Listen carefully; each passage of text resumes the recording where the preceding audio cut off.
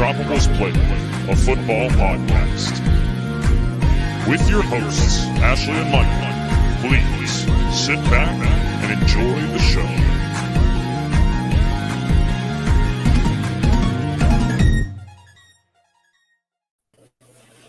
Why do you have just me up here?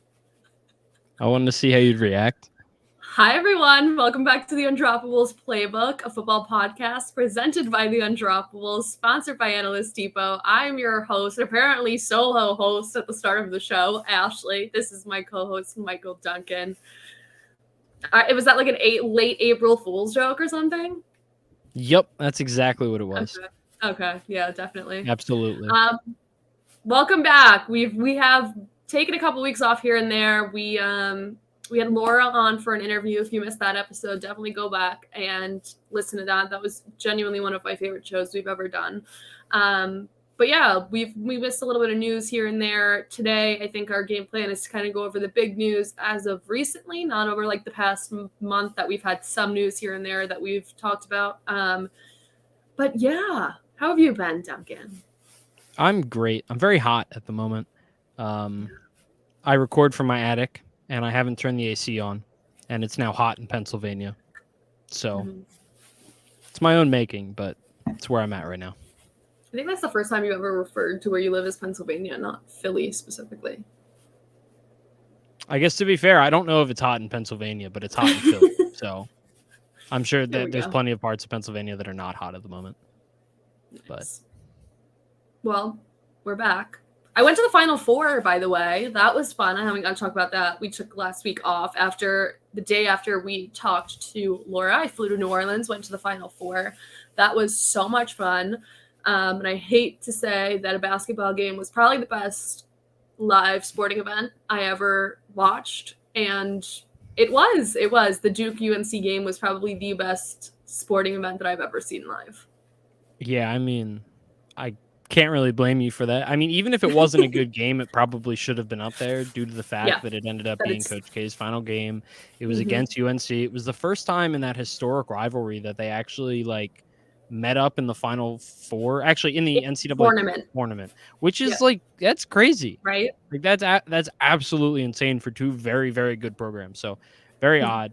I mean, but it also just ended up being an absolutely ridiculous game. So it did. And I'm a UNC fan. I'm not I didn't go to school at UNC. I'm not a huge UNC fan, but I was raised in a house where my dad always loved UNC basketball. So I was a UNC fan. I supported UNC while I was there. So that was definitely a really fun win to be cheering for UNC and have them beat Duke because everybody hates Duke. I'm very glad that UNC lost the championship. Yeah. Why? Because you were rooting against Kansas. Okay, so here's my reasoning. First of all, I'm a Villanova fan. Do you know what the lowest seed to ever win the NCAA championship is? 4? 8. Happened once. Wait, I did know that. In 1985, and it was the Villanova Wildcats in 1985. Oh, so you didn't want them to. If UNC had won, then they would have tied the record that Villanova has. And not to mention, Villanova and UNC have had some they've had a surprising number of matchups in the tournament as of late, in the past 10 or so years. Yeah. And especially when I was growing up. I mean, I'm pretty sure Villanova beat them in the Final Four, I believe, once to get to a championship, and also beat them in a championship maybe. I think that was the 2016 one. So, yeah. Interesting. I still have to send your shirts, your Villanova Final Four shirts. I have those and a couple of little fun gifts in there for you and your dad. If Blake's watching, because he always watches, I have to send his Kansas shirt. And Hi, Blake. Hi, Blake.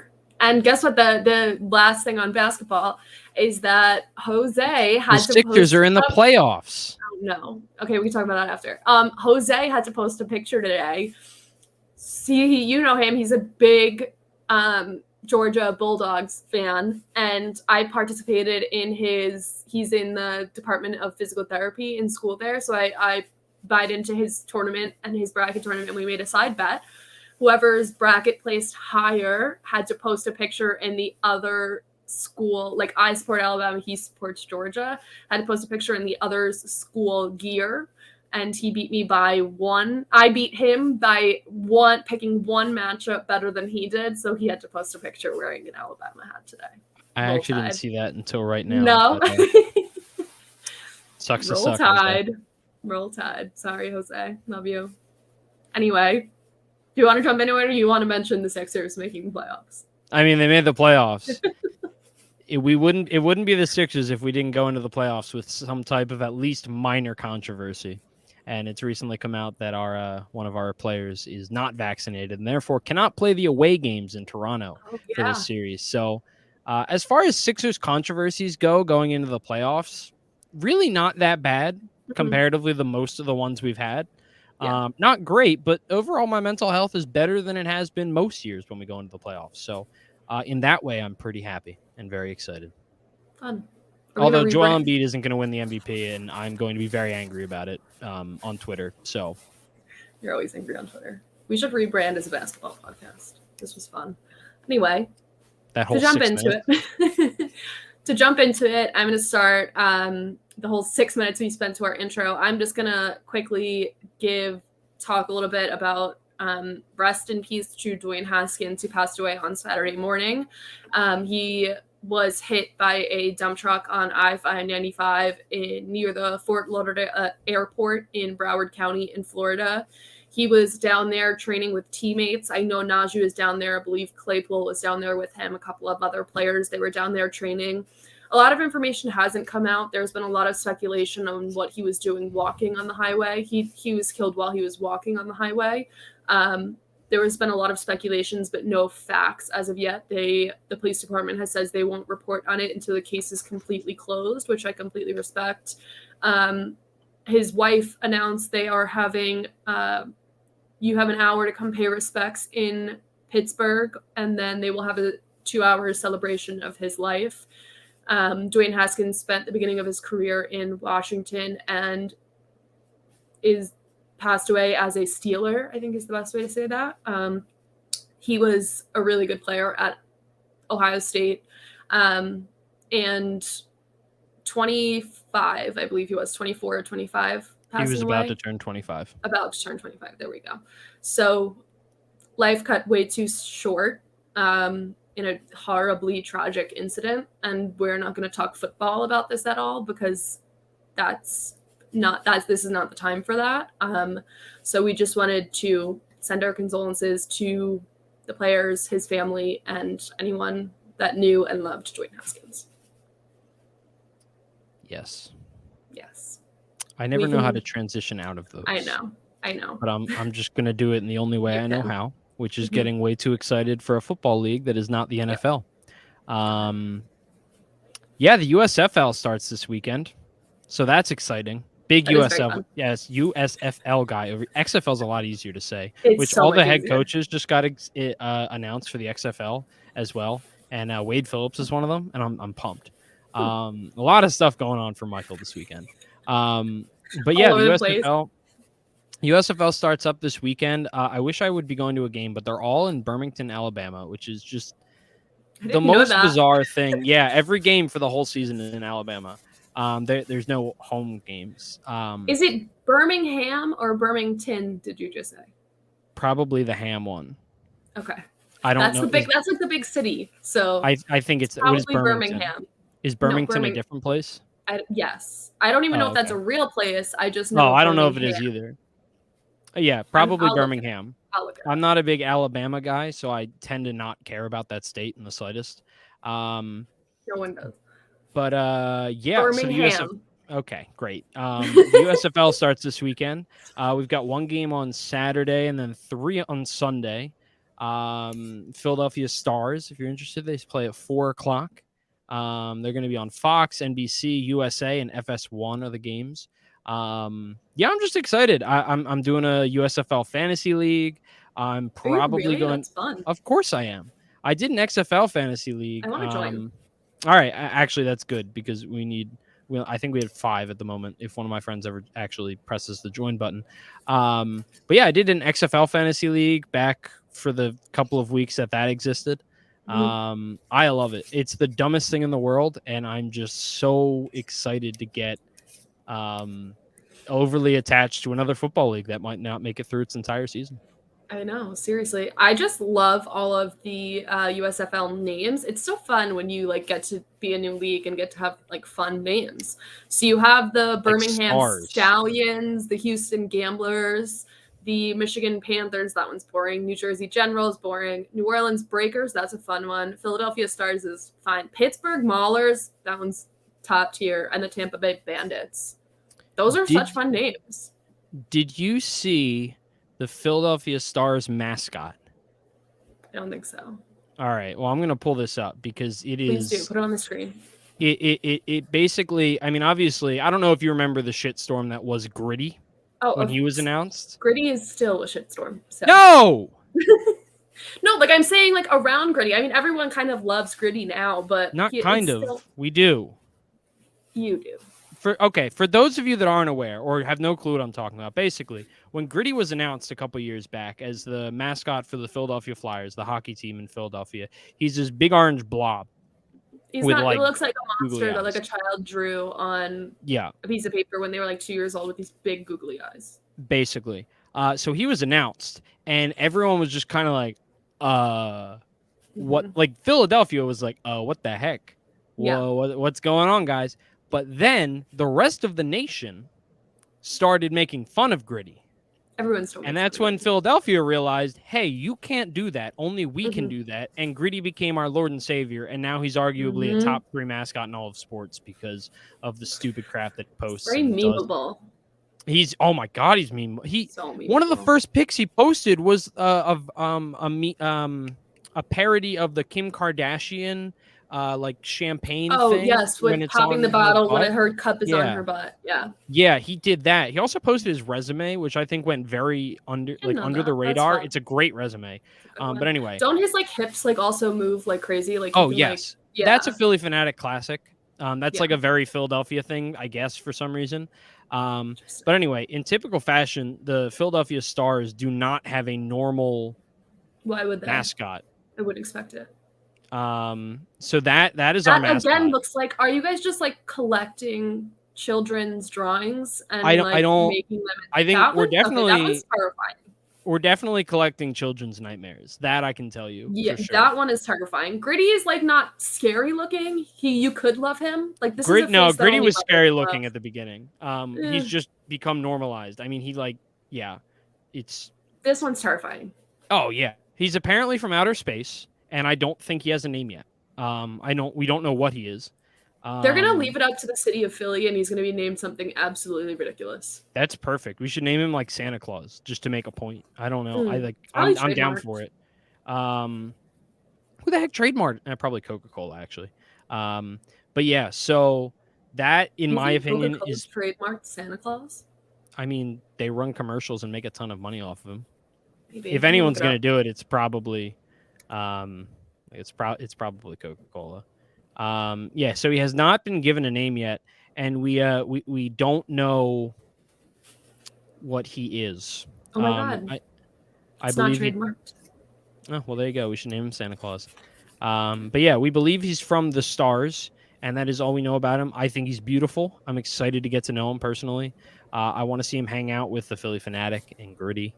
And Swoop, of course, Eagles mascot. But honestly, I think that's the most important thing to come out about the USFL is that man. So he's terrifying. Yes, I'm probably really gonna have a nightmare about him. But I love him. Good. This has been a very chaotic start to the show. While we're on the topic of Philly, just jump right into it. Saints and Eagles had a trade recently. The first trade of like draft picks that we've seen so far, of just strictly draft picks with no other assets involved. So tell us about it. Yeah, so this came a little bit out of nowhere, but also isn't very surprising if you've been following along with the Eagles and kind of what their thought process was, and kind of has been. They made a similar trade last year prior to the draft with Miami to trade back to 12 before trading up to 10 to pick Devonta Smith. But basically in doing this, the exact trade was, let me pick it up. The Saints got the number 16 and the number 19 pick this year, as well as the number 194, which is a 6th-round pick. The Eagles get number 18 this year. They get a 3rd-round pick this year, and they get a 7th-round pick this year, as well as a 1st next year and a 2nd 2 years from now. So the easiest way to think about that, really, in my opinion, is the Eagles move from 19 to 18, and then they gave up the 16th pick for a 1st, a 2nd, and a 3rd. That's kind of the easiest way to think about it. It gives the Eagles a lot of flexibility going forward, knowing that, hey, they had 3 picks in the 1st round in this year's draft. But instead of being kind of in the position where you kind of have to use all of them this season, you push some of it into next year, meaning that if Jalen Hurts doesn't perform to the level of a franchise quarterback, okay, all of a sudden you're in a really strong position with 2 first-round picks next year and a decent amount of other picks in later rounds, like the extra second in 2024, to put you in position to trade up to grab somebody in a seemingly or being looked upon as a stronger quarterback class. Obviously, you've got the guys out of Alabama, Ohio State. They're kind of the 2 headliners of what we're expecting that class to be. But yeah, it's really interesting. Honestly, I think Howie got away with, another just like Howie gets a lot of crap, and he should, because of certain things that he's done, certain picks that he's made. But one thing is, he's getting to the point where I don't know why anyone would trade with him. Like he made this trade before the draft, and he just got such incredible value. I believe Jimmy Kempski with the Philly Voice, he looked back through the history of 1st-round picks being traded in the NFL draft, and specifically mid-round picks, so higher than I think 15. And I'm not sure that he found a single one that was traded for a future 1st plus. Meaning that typically when you're trading back in a draft, if you have that top 5 pick, a top 10 pick, that's normally when you get a future 1st to move backward. Yeah. It doesn't normally happen with a pick this late. So he was just really able to get a lot of value out of something that, honestly, I don't really think they wanted to. I never thought that they would come out of the 1st round having made all 3 picks anyway. So now he just knows going in exactly what they have going forward, and it gives them flexibility for the future while they try and figure out what they have in Jalen Hurts. Yeah, and the 2023 1st is shaping up to be a really valuable asset to have. This class has a lot of great defense, a lot of great line guys, but not as much depth at skill positions as other draft classes have had. Not wide receiver is great. Wide receiver is good, but there's not many quarterbacks that are expected to be franchise quarterbacks. There's not a lot of great tight ends. There's the skill positions are just a little bit lower. These guys are still absolutely stellar, top of what they're this class. Best, still going to be NFL players, but compared to what we've seen NFL drafts as of late, a little bit less. Yeah, you look at last year, and there were 5 quarterbacks that went in the top 15. Exactly. So I think the 2023 1st-round pick is going to be a really valuable thing to have. And, like you said, there was no way they were making all 3 of those picks. But, yeah, and there's a lot of reports, too, have said that the Saints they're not done trading. This will not be their only draft trade. But I think it's telling that that's how much you guys got before this is 2 weeks before the draft. This is before player interviews and visits are completely done. This is before people have ironed out a draft strategy. That's a lot to get this far in advance of the draft. Just a strictly draft trade. From the Saints' point of view, it reminds me most, the thing that came to mind instantly was actually when the Eagles traded up to get Carson Wentz. They were in the late teens or early 20s, I think, in that draft initially. This would be the 2016 draft. And they made one trade where they moved up to 8 or something, maybe 8 or 12, or I forget exactly what it was. But then they made a second trade leading up to the draft where they moved up to number 2 in preparation to get Carson Wentz. They just took a half step instead of doing the trade the mortgage to go straight to number 2. And I honestly, I mean, there's been obviously a lot of reports and a lot of rumors that that's what the Saints are thinking of doing, but that really does feel like what they're doing to me. It feels like they are setting themselves up to get a guy in this draft. Yeah. A future franchise quarterback, which is really surprising. No, I mean, they've already signed Jameis Winston. They have Taysom Hill on the roster. They said the Taysom Hill experiment is over. Yes, that is true, but he's still on the roster making way too much money. And they signed Thank God Andy they Dalton. put those conditions in his contract that we spent like an entire podcast talking about. This Oh yeah, I forgot about that. First of a kind. That one wasn't published. That was our Thanksgiving episode. Oh, rip. It was rip. But we spent an entire podcast, the lost episode. We'll release that one day. But yeah, we sat there for like 25 minutes talking about the first of the kind contract that Taysom had. And then didn't make any sense then. It doesn't make any sense now. 6 months later, the experiment is over. At least they put those conditions in that, like, he had to play a certain amount of snaps in the quarterback position, whatever. Fair enough. But yeah, and I think more than anything, I don't know what the Saints are thinking, because like you said, that 2023 first should be really should be really valuable, and even more so, like, it has a chance to be a really high pick. They lost Sean Payton. They have a good roster. I don't think it's a great roster, and if they are trading up for a quarterback, like they're in their mindset, they must think that they are either in love with one of these quarterbacks, fine, whatever, or they think they're one player non-quarterback away from being a playoff team, which is confusing to me. And if that's what they're thinking, I think they're horribly wrong, and they made a gamble that this year's pick is going to be more valuable than next year's pick, which I don't think that's true. I mean, I think there's a very high chance that it's lower than 15 or higher than 15 in picks 1 through 15 next year.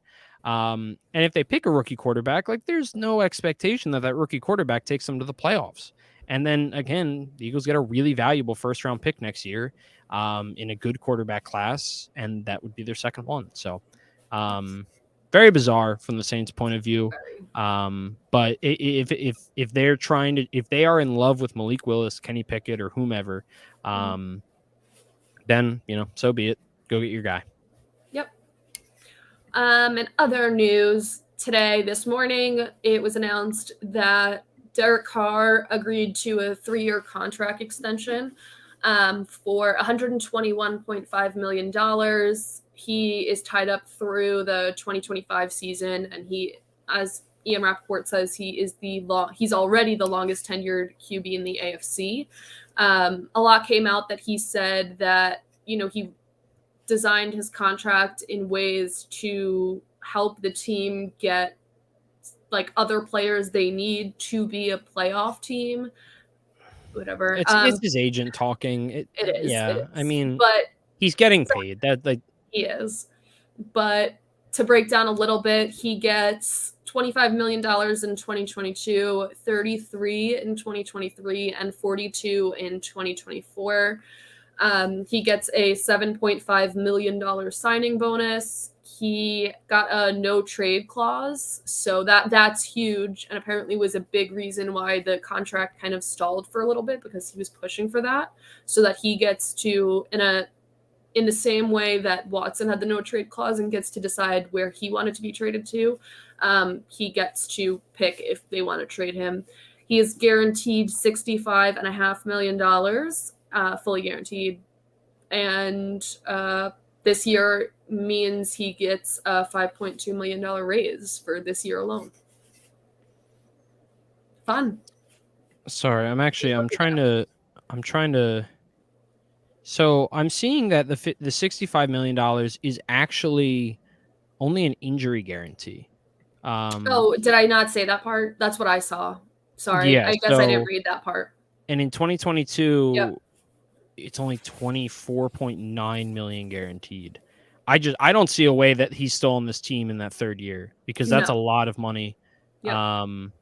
Yeah, I don't know. He's a good quarterback, but he's not a great, like, what I mean? Like, he's good. He's very, very good, but I'm not going to win with him, one of the greats. I don't think you're going to win because of him. And I don't think you're going to pay $42 million for a above average quarterback. Then again, Kirk Cousins.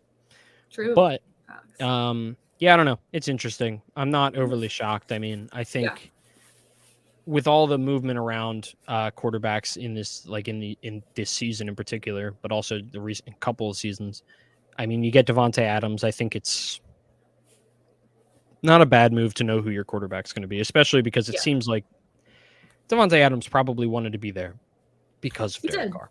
Exactly. So. And that was a lot of the concern, was that he signed and then shortly after they were like, this is getting nowhere, like his contract talks, whatever. But I mean, Devontae Adams spoke a lot about the reason he was going there was to be reunited with Derek Carr, and then they couldn't come to agreements, but they finally did. Better late than never, and he has a contract. Yeah, exactly. Good. I mean, good for Derek Carr. Yeah. Whatever. In a very different we're very all over the place today. You talk about the money, I'll talk about the hire. Yeah, so the Washington Commanders, per usual, still suck. Dan Snyder is still maybe the worst owner in all of professional sports. But yeah, basically, long story short, when a team makes money from football games, that money kind of often, like the money you get through tickets often gets shared among the entire NFL. And the Commanders were giving the NFL the wrong information about the amount of money that they were making, basically hiding millions of dollars away from the rest of the NFL. Apparently they had put it down in like their expense reports or whatever as it coming from a concert or something along those lines. Basically something where they still get the ticket money. It's being reported, but it doesn't have to be reported to the NFL because it's not an NFL event. It's the stadium being rented out for a different use or whatever. This is called fraud, as far as I'm aware, and that's illegal. No. Especially on this scale. And the funny thing is like you had the people that were looking into it, which was the U.S. House Oversight Committee. They were brought in because the NFL like didn't share the findings of their investigation into Dan Snyder, and they were looking for reports of abuse and what's the word I'm looking for? Sexual harassment, workplace misconduct, that kind of crap. They were looking for that, and then they just found $1 million worth of fraud. God, Dan Snyder, you suck. Like, good Lord. How does he still, I can't really say have a job. It's not really a job, but how is he not being forced out already? Like, I guess, yeah, you wait till things are finalized, but like, come on, the dude sucks. He's so bad. They literally were like, yeah, this isn't what we were looking for, but look at this thing we found. Fraud. Like, yeah, I came to your house looking for that thing you stole from me, but oh, wow, a dead body. Oh, crap. That's not good. Like, it's ridiculous. It's like it's millions of dollars. The NFL says they're gonna like look into it and all that crap. And the Washington Commanders deny any suggestion of all of it. It's just bullcrap. This organization is such a mess all the time. Dan Snyder just needs to leave. He needs to leave because he sucks. He's so bad. He's so bad at his job, and I hate him. But per normal, whenever something goes horribly wrong in the press, they immediately try and do something else to make people like them. Like retiring. Oh my God, what is his name? Number 21 for the Washington football I'm drawing a blank too. It's the one that Judson Mahomes did his dance on. Sean Taylor. There we go. Yeah, Sean Taylor. Like, a bunch of crap came out, and then the next game they're like, yeah, we're going to retire Sean Taylor's jersey. At a last minute notice. You're the worst. You're the worst, Dan Snyder. But tell us about the good thing that they did to try and make people forget about the millions of dollars that they frauded, if that's a verb. I don't think that's a word. They did it again. The Commanders signed a deal with a girl named, what's her first name? Hold on, I have it pulled up right here. Katie Feeney.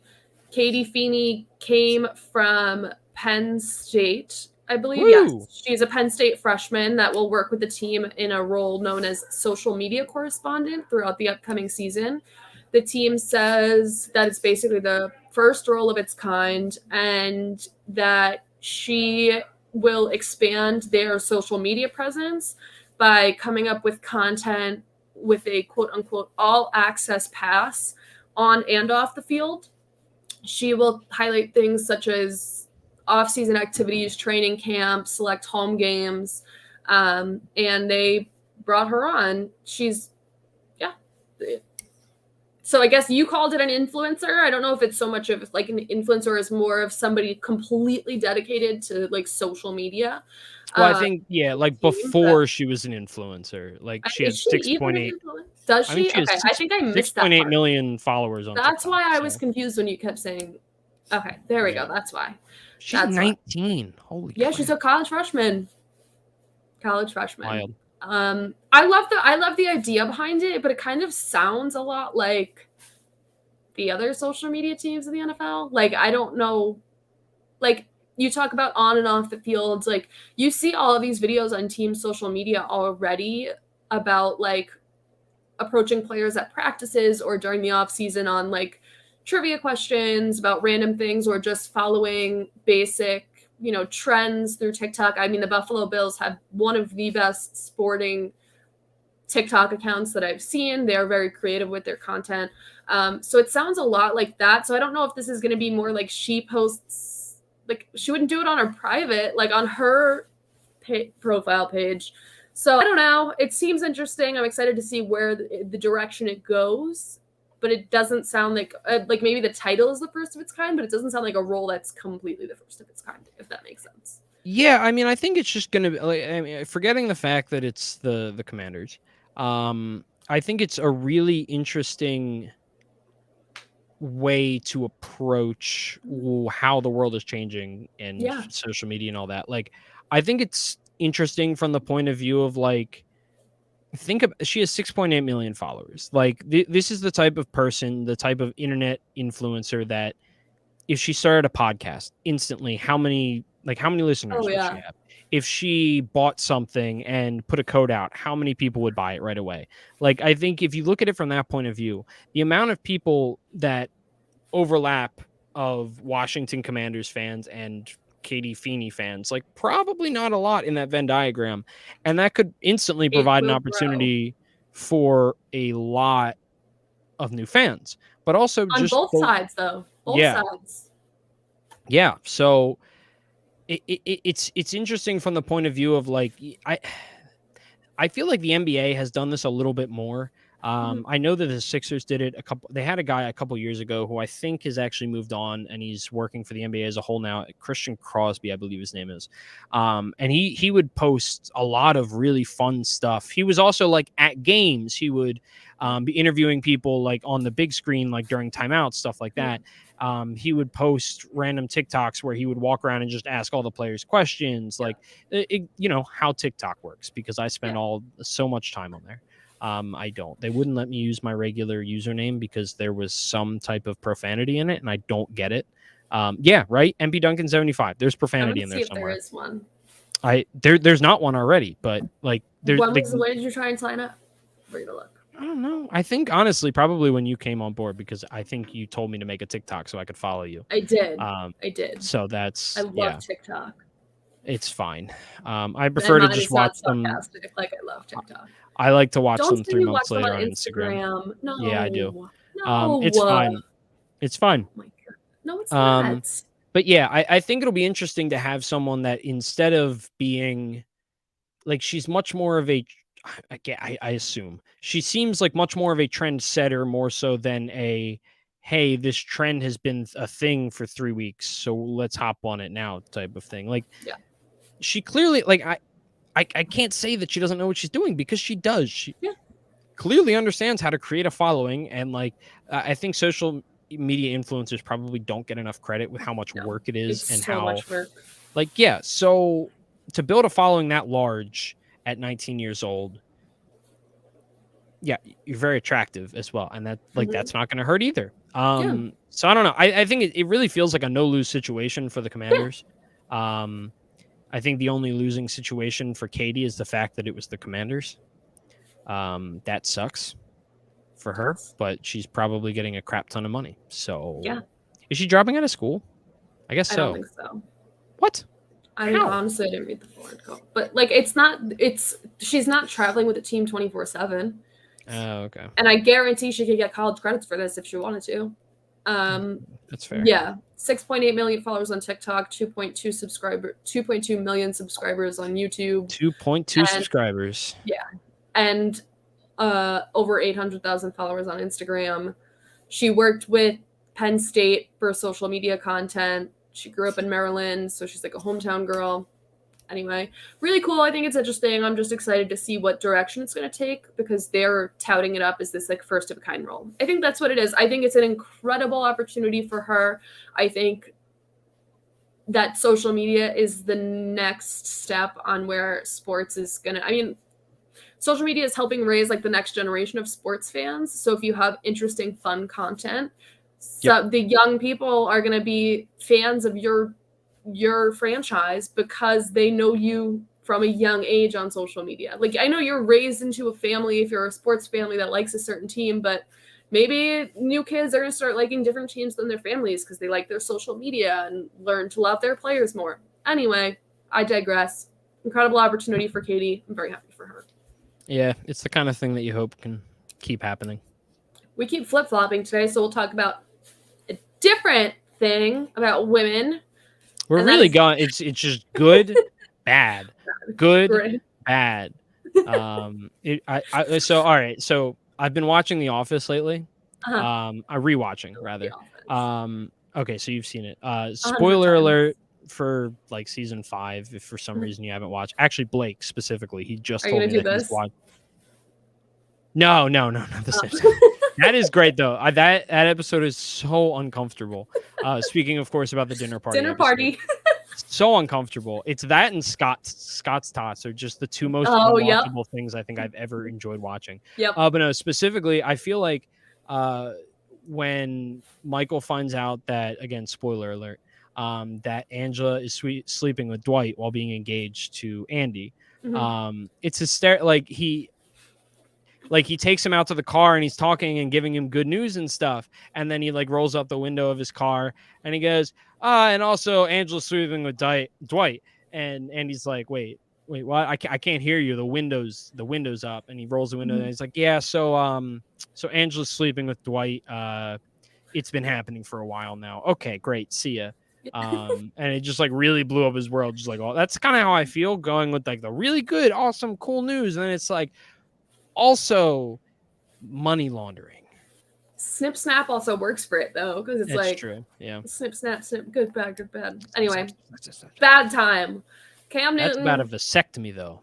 It is about not bad news. I mean, it's bad news for, well, never mind. Yeah. Anyway, Cam Newton at it again. Stinking. Has he done this before? No, but he has been like a little bit misogynistic in the past, and I don't know if he's been like this overtly misogynistic, but he is a misogynist. He says he was on a podcast. You should pull up the name of that podcast. I forgot to write that down. I'll pull it up. Where he said that he hates a woman who can't cook and a woman who won't shut actually he actually said that he is not a fan of bad B women who can't cook and don't know how to be quiet. I believe is the exact quote. Oh, sorry. I wanted to make sure that the exact quote was out there. Yeah. It was, I believe it was a Barstool podcast. $1 million worth of game. $1 million worth of game. Great. Anyway, he has all this time for podcasts because he does not have a job and is talking about how he doesn't like when women can't cook. Good for you, Cam. He has to be done in the NFL right now, right? Yeah, he's done. Like when you're already that bad as you've been, and then you go and make statements like this. I mean, come on, we have like actual rapists in the NFL. So yeah, but that's when they're still good at football. That's the point that I'm trying to make. Again, not supporting the fact that that's how decisions are made in the NFL. But if he was still a good quarterback, sure, that's one thing. But he's a bad quarterback who's been washed for like 3 years, and he's still off running his mouth about just like anything. I thought we got over this conversation like 5 years ago. No. Like, I thought we were moving on to bigger and better controversies. Worse things, like the vaccination that was his last controversy. Oh yeah, I did forget about that. Yeah. No, yeah, I thought we moved on to money laundering and being accused by 22 women. Like, no, instead we're just gonna talk about how women belong in a kitchen. Like, come on, that was a joke in like middle school, man. Like, come on. Cam Newton, not funny, by the way, not a funny joke. No. Don't Cam Newton, man of many controversies and 0 jobs. But also does type in memoir. a very odd font. Oh my god, I hate it. Yeah. The only thing likable about him is his outfits, and not even everybody likes that. I used to like him. I like his outfits. His outfits are fine. I liked how he responded after losing the Super Bowl. He got a lot of flack for it, but I think it was he was very vulnerable. He was very like, he did not want to be in that press conference because he just lost the Super Bowl after going 15-1 and winning the MVP. Very understandable.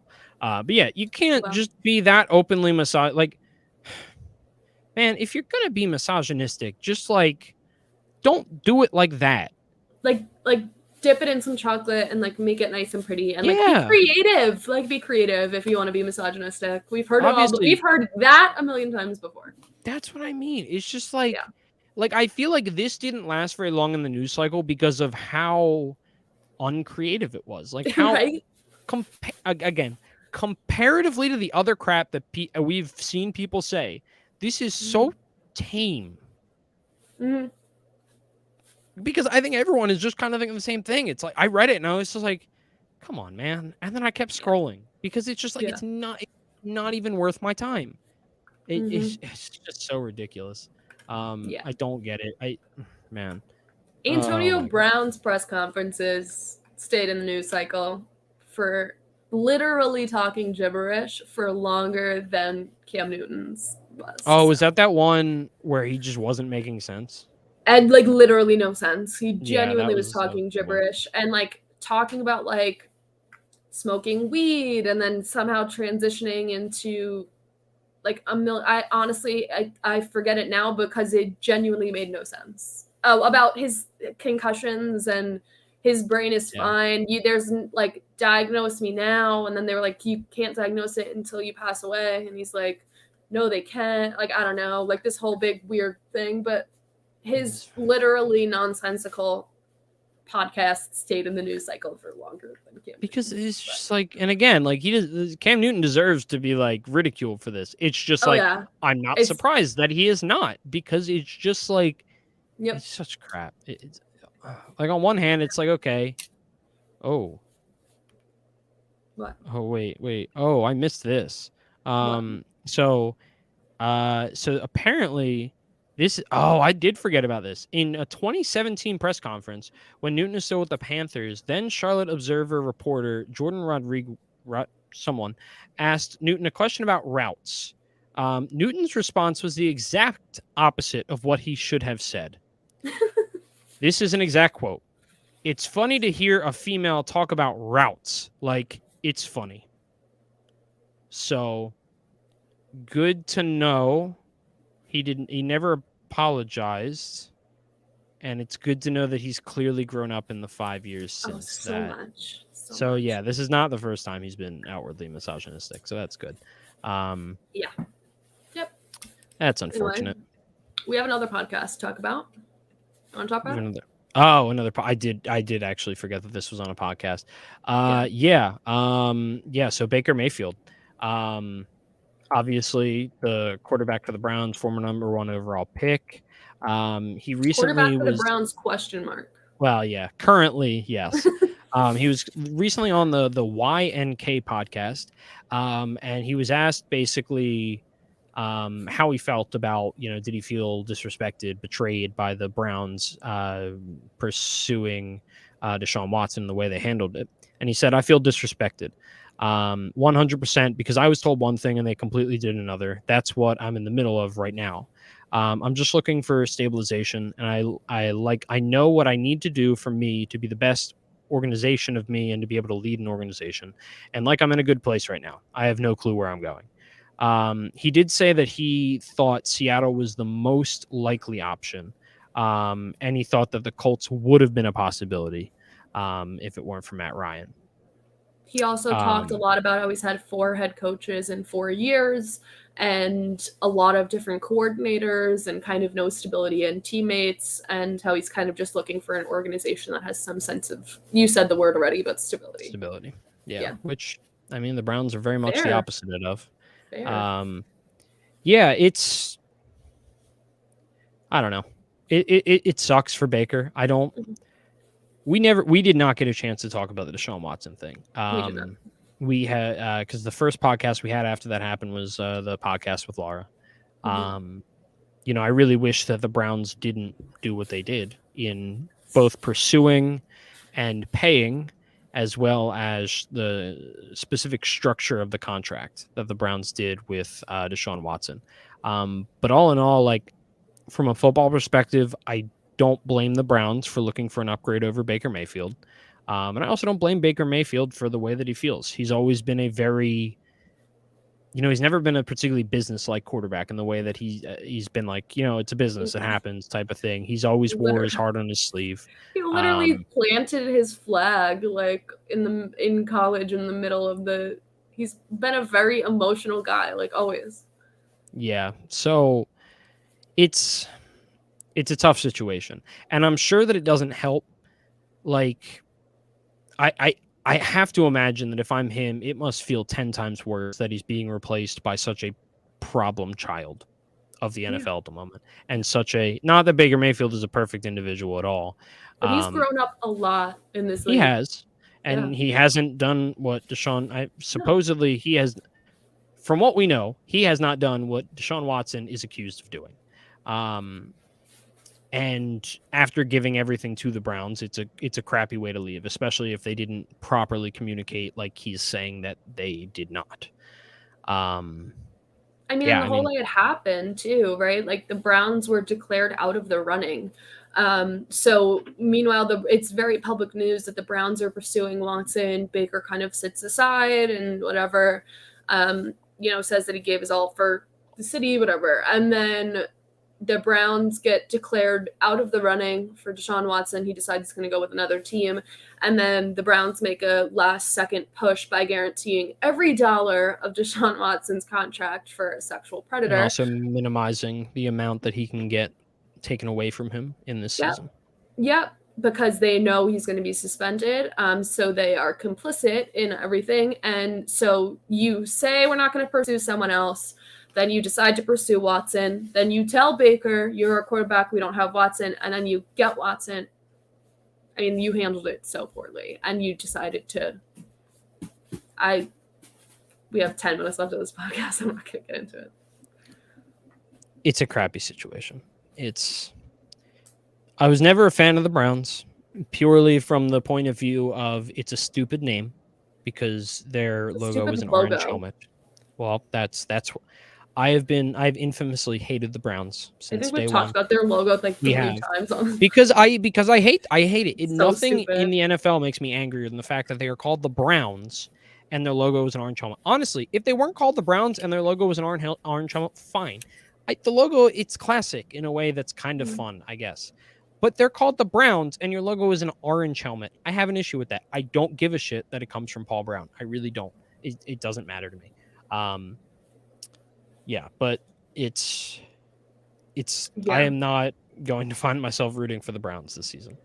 Or probably any of the coming seasons. Literally ever. I feel really bad for Browns fans who have experienced any sort of sexual harassment or sexual assault or anything like that. Because you know, so many people have. So many people have. And now you have to decide between like supporting a predator who did something like that happened to you. Maybe he didn't do it to you, but has happened to you in the past. And now you have to choose between supporting the team you've grown up loving and a guy or your morals. I feel really bad for them. And I completely agree with how Baker feels. I think that is a totally normal way to feel, and I don't think anyone should shame him for publicly saying what he's saying. And because, you know, a lot of times quarterbacks don't talk about that, and that feeling of like being passed over and looking for your replacement while you're actively on the roster, and kind of having to prepare for your future with an organization that you know is looking to replace you. So I think it's kind of, I don't want to say super brave step, but like a really interesting choice for him to go public with it, especially while he's still on the Browns payroll. And I'm really excited to see where he goes, because I think he does have talent in him. And I don't think that we've seen completely what Baker Mayfield can be. I think he can be better than he has been. He played injured his last year. And I'm excited to see where he lands up. Yeah, I mean, like I said, I don't think Baker Mayfield is a great quarterback. I don't Mhm. blame the Browns for looking for an upgrade. I think for a team that's built the way that they are, an upgrade like Deshaun Watson should make them a Super Bowl contender. But the fact that that upgrade is Deshaun Watson and the way that they supposedly handled it is what's They super didn't even unfortunate. interview. They didn't even interview any of his victims. Yeah, yeah, We could do an entire episode on this, but yeah, wrapping yeah. up. The Bills have a new stadium. Well, almost, yeah. I guess this isn't really good news, though, necessarily. It depends if It's you're a kind of just like, taxpayer or not. well, yeah, if you're a taxpayer, wherever that is, I guess, is it all? I don't know if it's all of New York or Buffalo or whatever. I'm pretty sure it's all New York. But they are getting a $1.4 billion stadium built in Buffalo. They are not relocating, which was apparently cities reached out about the possibility. Ralph Wilson Stadium is no more. And they are going to be 60% funded by taxpayers, $850 million, which is the most since, oh man, I had it earlier. It's the most in a while. A very long time. Levi's Stadium was, I think, 9% taxpayers. MetLife Stadium in New York was 0% taxpayer, or New Jersey was 0% taxpayers. Even the Los Angeles Stadium was less than 50% paid by taxpayers. So this is a ridiculously large amount of money for taxpayers. There's a lot of people that are not happy about it, understandably. And it's interesting to see how this might affect stadium costs going forward. Especially just, again, you know, the common refrain here is the fact that the dude that is having taxpayers pay for it is, you know, a billionaire because he owns an NFL team. So, and then my favorite part about it is like, you can tell that the current images for like what the stadium is going to look like draw inspiration from the Rams' new stadium, like with that kind of half open air thing that they do. And it's like, okay, you're asking taxpayers to fund 60% of you building this, and you're in Buffalo, and you decide you're not going to put a roof on it. We're going to stick with the Buffalo thing. I think that's fine. But I'm saying you're asking I know it's an unpopular opinion, but I think it's fine. I think it's fine without it, but it depends. Paying 60, if the taxpayers weren't paying 60%, I understand that, but you're asking the taxpayers to pay 60% of your bill and then not giving them something like a Super Bowl possibly in the future to look through because you're Buffalo in February. You get what I'm saying? I do, and I understand what you're saying completely. I think the only part that I hadn't think about was the Super Bowl implication, but I also think because like then you get money back into your state, into your city, into, you know, taxpayer, revenue streams, economy, whatever, finance. But I also just think that, assuming that the taxpayers had to pay for a part of it, regardless, just assume that was the case. If you polled every single Bills fan, I have a very strong feeling that it would come out on the side of no roof. Oh, I agree. I understand that people that aren't Bills fans are like people basically that just don't live in Buffalo or whatever. Mm-hmm. The people that don't go to that stadium are like, oh, if they're paying that much for a stadium, they should have a roof because it should be nicer and stuff. I just don't think most Buffalo fans would agree. Listen, I completely agree. I don't think there should be a roof on it. The first time I've ever been in a roofed or dome NFL stadium was, I don't know how else do you better say that? Roofed stadium. A stadium with a roof. There we go.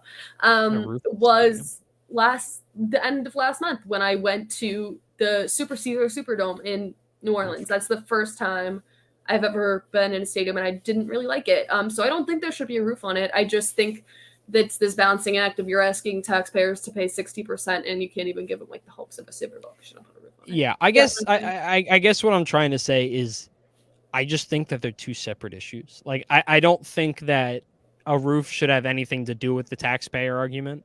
Like I think like people bringing that into the taxpayer argument, I just think I think they're looking for roof. It's like it's like location. You know what I mean? Like, okay, if you don't have to put a roof on it, if you're in Los Angeles, you could still get a Super Bowl. You're in Buffalo asking taxpayers to pay 60% and don't put a roof on it. I know, but what I'm saying is I don't think you need to even talk about the roof to have an issue with the taxpayer thing. And I think if you poll Buffalo fans, like I said, and more than not wanted no roof, then I think that just ends the conversation. I think that's it. Okay, great. We can still be angry about the taxpayer thing, but we don't have to pretend like we need a roof on the stadium. I get it. I get both sides of it, but I'm just saying that gives them a little bit of money back to the state. You get what I'm saying? I get what you're saying. This is going to keep going in circles because I don't agree with the thought process. Oh God. Yeah, $1.4 billion total, and the rest of the money is coming from the owners. And it is the most percentage since they Lucas also Oil Stadium own an NHL team. They also own an NHL team. Did you know that? Yeah, they own the Sabres. Yeah, they own the Sabres, and we're asking taxpayers to fund 60%. Fun. Yeah, I mean, but anyway, they needed a new stadium. They did. Their old stadium is super rundown.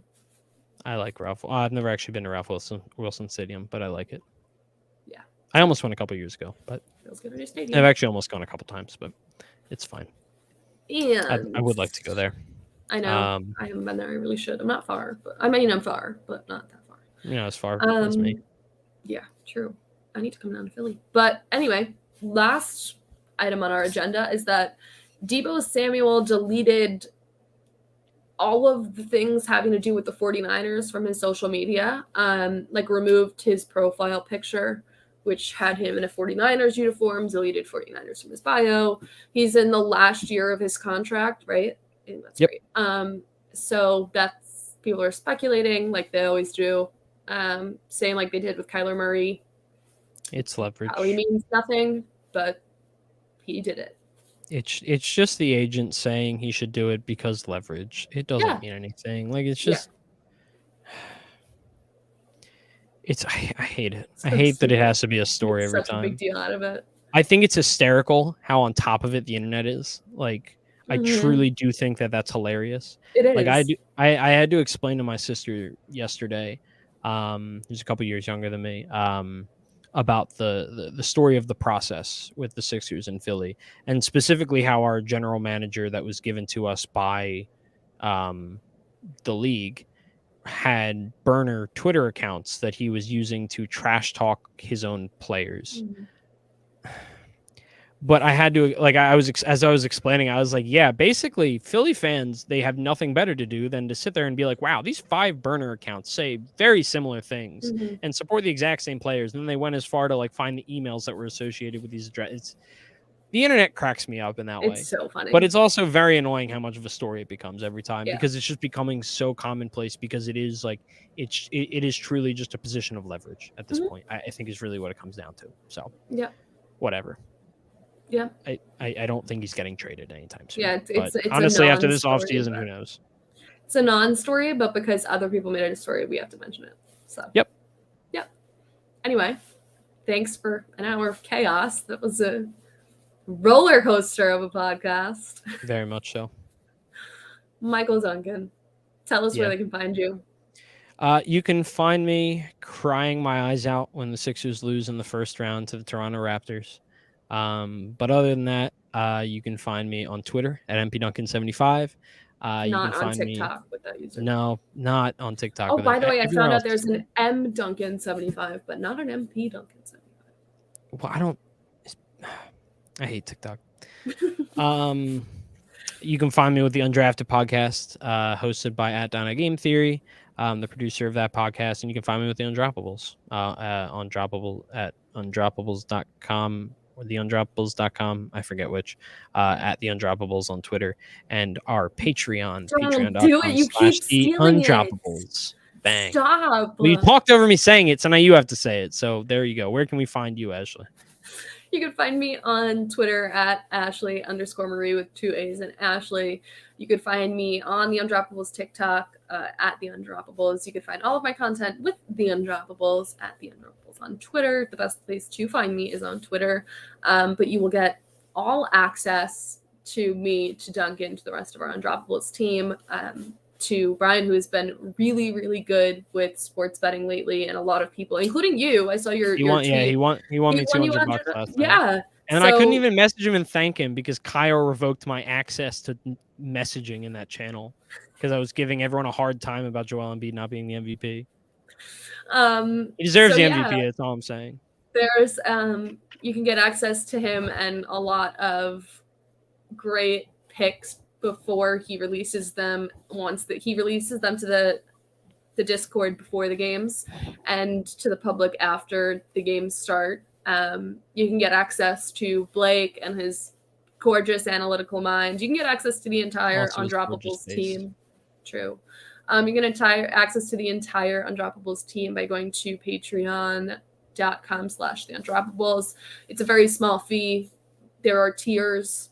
$2, $3 a month will get you all access to all of our channels and to the entire team. And then you can become our friends. Our really good friends. The only friends I have are patrons. Exactly. And he's so devoted. He's so devoted to being an Undroppables guy that he got rid of all of his other friends, and he's only friends with. I got rid of them. That's what happened. They did. Yep. You're so devoted. It was my choice. I'm helping you. Exactly. Anyway. Thank you for putting up with our little bit of inconsistent schedule lately. We will be back the next 2 weeks with a lot of pre-draft content because the NFL draft is coming up soon. As always, with some news because I'm sure something else will happen because it is the NFL. Day. Earth Day. Fun. April 22nd. Fun. Throwing that anyway. out there. Thank you for joining us. Please join us next week. Wednesdays, we forgot to say that part. Live Wednesdays at 8 p.m. Eastern Standard Time. And you can listen back wherever you get your podcasts the next day on Thursday morning. Thank you for hanging out with us. Thank you for riding the chaos with us today. Have a great night. We'll see you all next week. Trust the process.